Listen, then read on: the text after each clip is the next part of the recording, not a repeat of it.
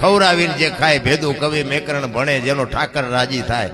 કોકને ખવરાવીને ખાવ ને એમાં જોકે તમારા માલધારી સમાજ આટલો આગળ છે ને એ રોટલાનો જ પ્રતાપ છે હું આ તમારી આ વખાણ કરવા નથી આવ્યો પણ આ રબારી હોય ભરવાડ હોય આહિર હોય આ બધા માલધારી સમાજમાં આવે ને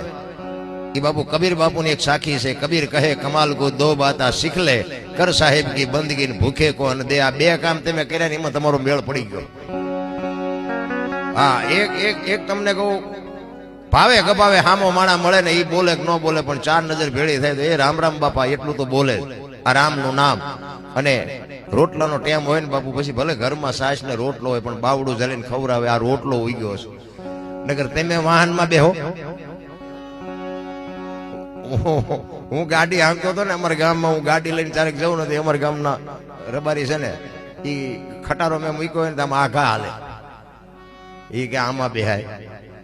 અને એ કે આ શિવભાઈનો દીકરો આમ તો જો કે આવડું મોટું કે હાંકે છે પણ અમને એમ કે ભલે ધ્યાન રાખજો હવે ઈવડા ઈ વાહન થી સેટા હાલતા ઈવડા એમ કે છે મારી પાસે 50 ડમ્પર છે ને 5 જીસીબી છે ને એક હિટાચી છે અરે તારી ભલી થાય હા એમ અમારી નજરે જોયું હોય